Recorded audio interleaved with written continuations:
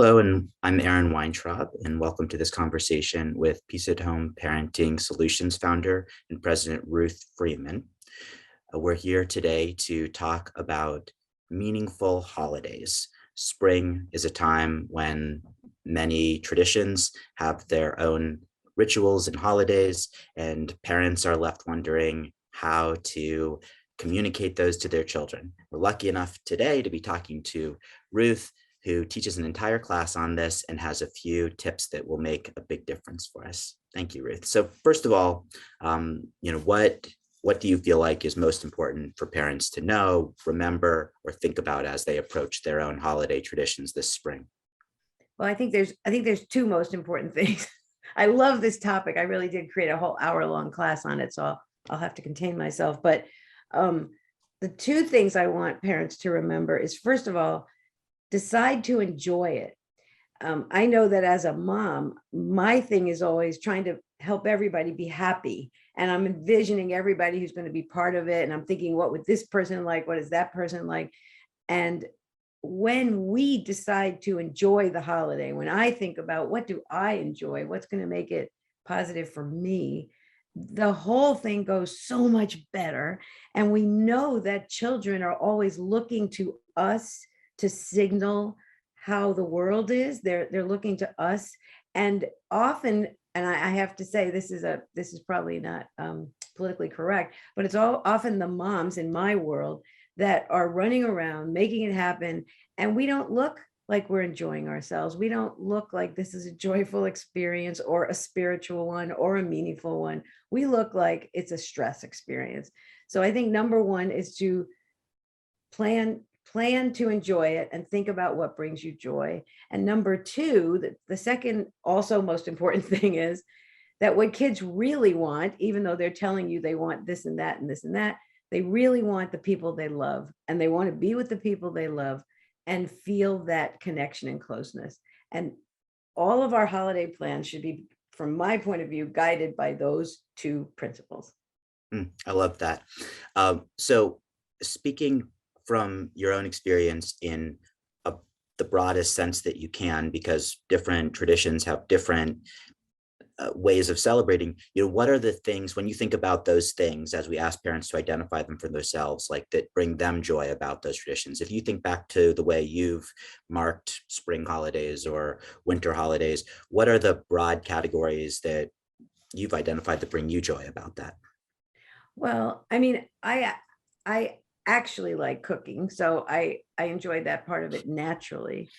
And I also, what I taught myself in putting these classes together was to plan with everybody. There's actually research that says when holidays are planned by one, typically woman, ages 40 to 59, which is exactly how it went down in my family. Passover, my grandmother did all of Passover. My grandfather would be at the head of the table, but my grandmother would be running around everywhere and doing everything.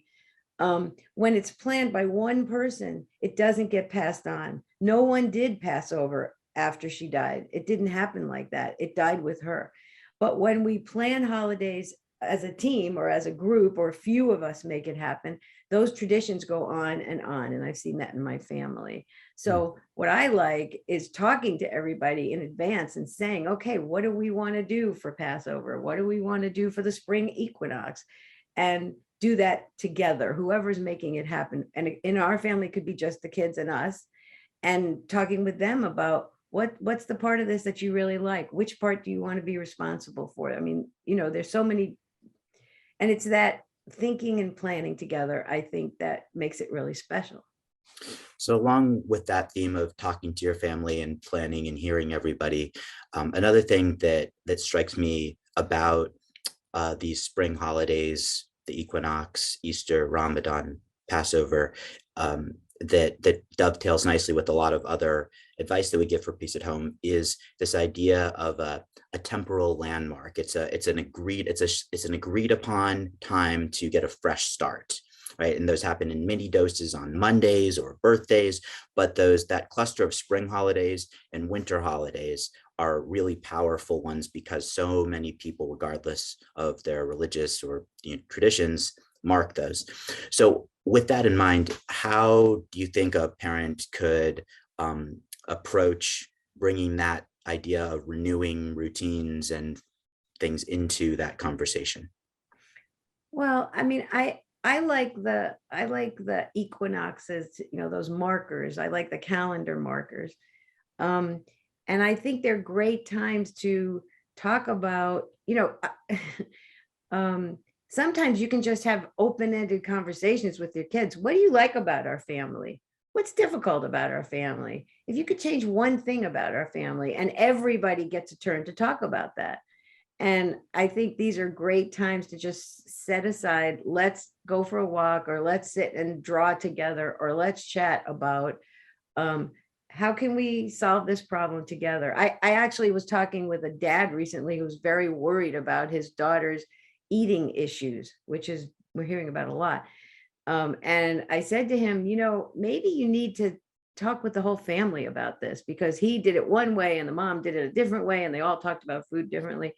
And he said, when his daughter brought it up, and then he said, I don't know that any one of us can fix this, but maybe together as a family we can think about how we handle eating and talking about eating in our family. And he said it was just like the sun rose. It was, things just seemed different after that. And I think us not thinking of ourselves as the experts because we're the parents, we should know everything, but being a bit more inclusive and thinking about changes is ideal. Great, thank you. So I want to end by just maybe you could help me to restate those first two things that you said were so important for parents to remember, and then any final thought you want to add to the end of that. So I remember you said that it's critical that parents find their own joy in the holiday in order to communicate that and pass it to their children. What was the second one? The second one is that what kids really want for holidays are the people they love, and Right. to spend time with the people they love. Well, that I think is a great note to end on. And we at Peace at Home Parenting wish all of you happy holidays, whatever and however you're celebrating it. And we look forward to seeing you in class soon. Thanks, Erin. Thank you, Ruth.